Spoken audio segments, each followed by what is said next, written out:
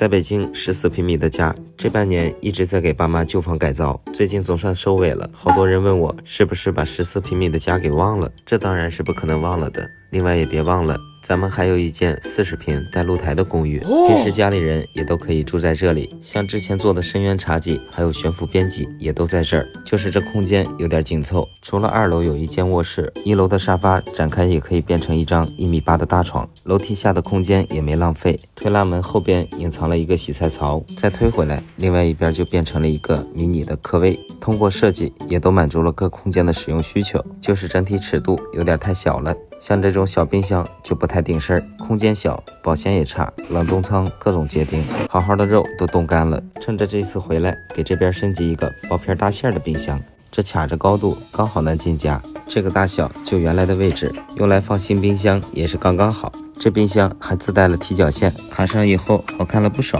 对比我14平米家里被5000多万人围观过的小桃冰箱，收纳已经做得非常好了。而这一次升级了大白桃，变成了双开门，空间将近大了100升，一样的肤感玻璃面板，颜值依然在线。就这么大的空间，高低咱得给它填满。下面开始收纳环节，这种活动层板基本可以放下各种高矮胖瘦的饮品，尺寸刚刚好。下边这里可以把它拆成2层的，后边正常储物，前边这里可以放搭件的东西。没搭件物品的时候，下边可以放一个旋转的调料托盘，这样看平平无奇，但是它可以360度旋转，拿东西很方便，不用掏着拿。下面是一个半联动设计的速冷冰鲜室，鲜肉可以快速微冻，或者给这种冷冻的牛肉饼进行无水解冻，超方便。下边还有一层用来独立放水果，可以防止串味儿。旁边这里还有一个用来制冰的储水盒，它的管路也可以直接拿出来进行清洗或者更换，就很细节。平时给它加上水塞到里面，选择快速制冰1个小时就能源源不断的得到新鲜的冰块，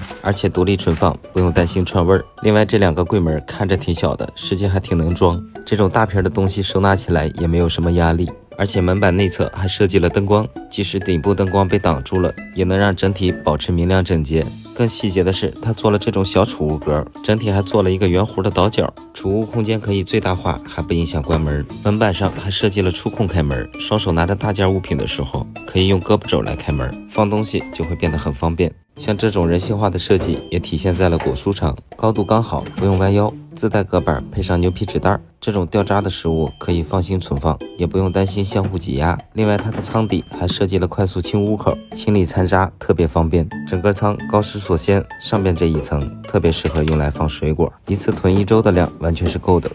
下边还有一个速冻锁鲜室，我单独放了冰棍，其实配合金属托盘可以做点冻干之类的 DIY 小美食。最下层就是无霜冷冻仓了，像平时常备的各种冷冻食品全都可以放进去，而且下边的空间也比较大。最重要的是它是无霜冷冻，久放也不用担心会结冰，而且它几乎是一个单开门冰箱的大小，但容量却做到了456升，能把冰箱壁做得这么薄确实很少见，我觉得应该没有比这个更适合小户型的冰箱了。另外灶台区域有点乱，给台面做个清洁，至于这些调味品全都统一装到瓶子里，然后给它收到侧边的拉篮里，这样看起来就整洁多了。冰箱的侧边也别闲着，可以加一个磁吸置物架，家里所有的水杯都可以收纳在这儿，拿取也方便，收纳就是家居的魔法。好了，今天就先到这里，我们下期再见。